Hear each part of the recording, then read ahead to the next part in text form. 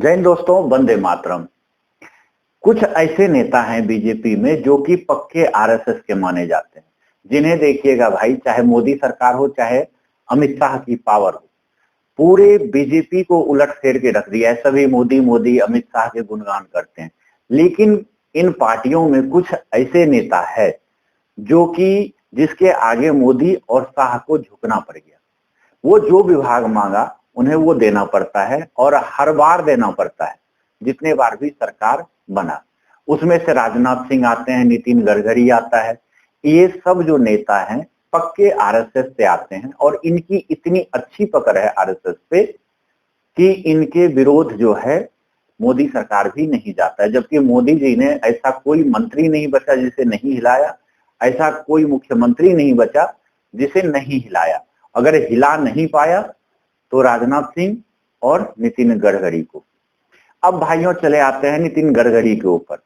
पिछले 10 साल में नितिन गडकरी का इतना वाहवाही हो रहा था पूरे देश में, रोड को लेके, पेट्रोल को लेके, हर नियम को लेके हो रहा था।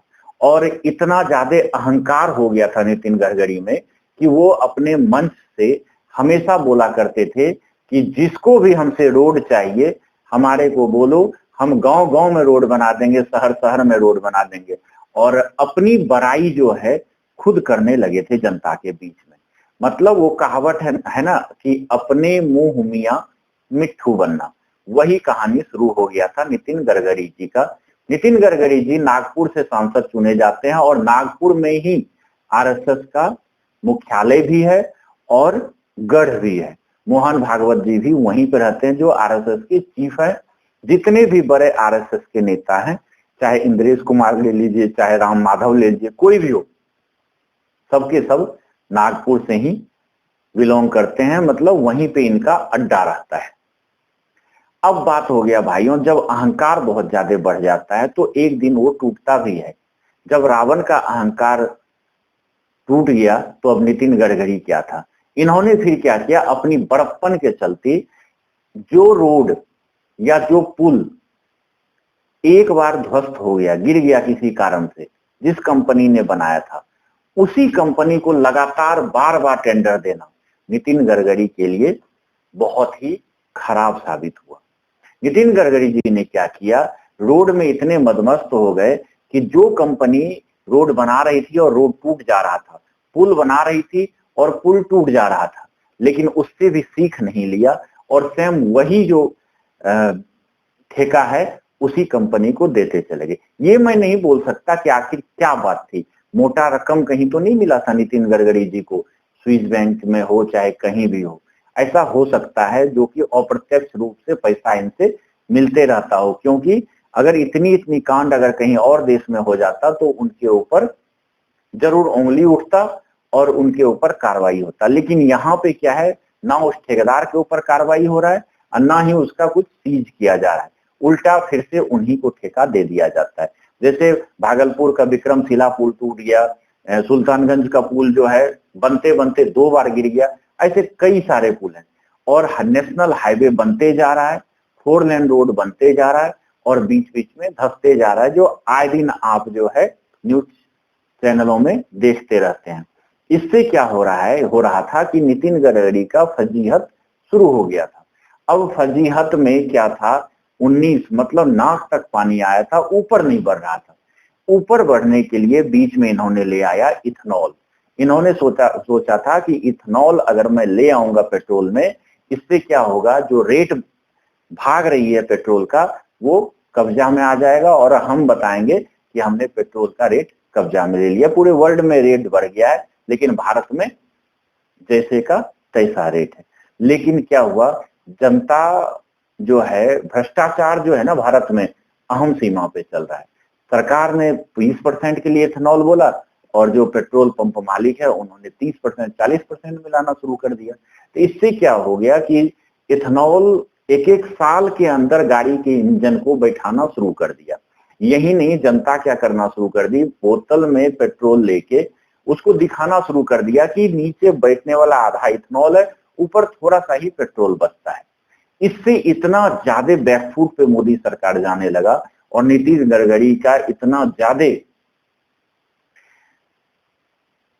वैल्यू डाउन होने लगा कि नितिन गडकरी शांत हो गए। अब को ना कोई नेतागिरी में जाते हैं ज्यादा, ना कोई भाषण में जाते हैं, ना ही अपना मुंह मियां मिट्ठू बनते हैं। लेकिन मोदी सरकार की एक नीति बहुत अच्छी है, आपको मानना पड़ेगा। जब कोई छोटा सा चीज होता है तो उसके लिए अपने ऊपर ले लेगा कि मैंने किया, देखा, ये हो गया, वो हो गया, मन की बात में शुरू करें। जब कांड होता है बहुत बड़ा तो ये चुप्पी साध लेते हैं। मतलब इनका एक ही मोटो है कि बहुत बड़ा अगर कांड हो जाए गलत तो उसमें चुप्पी साध लो, कुछ दिन, 6 महीना, साल भर के अंदर जनता जो है फिर से वापस उन्हीं के पास आएगा। यूजीसी वाला कांड देख लीजिए, इथेनॉल वाला कांड देख लीजिए, ये अभी रोड वाला कांड देख लीजिए, बहुत सारे ऐसे कांड हैं जिसमें कि मोदी जी जो है चुप्पी साध। नीट पेपर लीक कितना बड़ा बात हुआ था, लेकिन ना धर्मेंद्र प्रधान को हटाया और ना ही उस पर कुछ बोला। यहां तक कि वो रेवड़ी वाले के लिए भी बोलते हैं, मेलोडी का चॉकलेट देके आ गए। लेकिन नीट में कितने छात्रों ने अपने आप को आग के हवाले कर दिया, खुदकुशी कर लिया, लेकिन मोदी जी के मुंह से एक बार भी मन की बात में नहीं निकला कुछ भी। नीट का होता है, सीबीएसई एग्जाम लीक होता है, आईआईटी एग्जाम, जेईई मेंस का एग्जाम का लीक होता है, लगातार पुल गिरते रहता है, इथेनॉल का प्रॉब्लम हो गया, लेकिन मोदी जी के मुंह से एक शब्द नहीं लगा। जैसे गांव में एक कहावत है, मुंह में दही जम जाना, मतलब कि आपके मुंह से कुछ भी नहीं निकलना, वही मोदी जी का हाल हो गया है। अब नितिन गडकरी को दिन में भी चांद दिखाई देना शुरू हो गया है कि हमने जो गलती कर दिया, एक ही टेंडर को एक ही साथ देने, एक ही कंपनी को देने में, वो गलती कैसे संभाला जाए। लेकिन इतने टेंडर उन्होंने ओपन करके उस सेम कंपनी को दे दिया है कि अगले 10 से 15 साल तक पुल बनेगा, गिरते जाएगा, रोड बनेगा, धंसते जाएगा। और इथेनॉल वाली समस्या से निपटने के लिए इन्होंने क्या किया कि 3 तरह का फिर से पेट्रोल ले आया, कि कम इथेनॉल मिला हुआ, ज्यादा इथेनॉल मिला हुआ, बिना इथेनॉल मिला हुआ। और जनता को ये दिखाया कि हम पेट्रोल जो दे रहे हैं 102 रुपए, 103 रुपए, 105 रुपए। लेकिन भाइयों, जो प्योर पेट्रोल दे रहा है वो 160 रुपए, 167 रुपए, 170 रुपए, कहीं 165 रुपए, इस तरह से रेट पे मिल रहा है और जनता को उतना पता भी नहीं है। गाड़ियों का ये हाल देखते हुए और लास्ट में सफाई ये देना पड़ गया, जब कोर्ट में केस गया, कोर्ट ने पूछा तो बोला हम एक्सपेरिमेंट कर रहे हैं 1 साल के लिए। आपके एक्सपेरिमेंट के चक्कर में अरबों रुपए का जनता का पैसा जो गाड़ी में लगा हुआ है वो डूब जाएगा, लेकिन आपका 1% भी कुछ क्षति नहीं होगा। क्यों जनता के साथ ऐसा खिलवाड़ कर रहे हैं गडकरी जी? अगर आपको सत्ता मिला है तो सुख भोगिए, तरक्की कीजिए, जनता को आगे बढ़ाइए, ये नहीं कि जनता को डुबा के ही लीजिएगा। तीसरा, मोदी सरकार देखिए, चंदा चोरी जो हुआ राम मंदिर में, एकदम चुप है। जब झंडोत्तोलन कर रहे थे राम मंदिर में, हाथ उनका ऐसे ऐसे हिल रहा था और उनकी आईटी टीम ने ऐसे उसको बढ़ा चढ़ा के यूट्यूब वगैरह पे दिखाया कि देखिए भगवान सीधा साक्षात मोदी जी पे आ गए हैं, हाथ थरथरा रहा है मोदी जी का झंडा चढ़ाते हुए, त्रिशूल लेके दिखा रहे थे। आईटी सेलियों ने मोदी जी को ब्रांड बना के रख दिया था राम भगवान का। लेकिन धीरे धीरे सच्चाई निकलना शुरू हुआ, चंदा चोरी निकलना शुरू हुआ और मोदी जी के मुंह में फिर से दही जमना शुरू हो गया। धन्यवाद।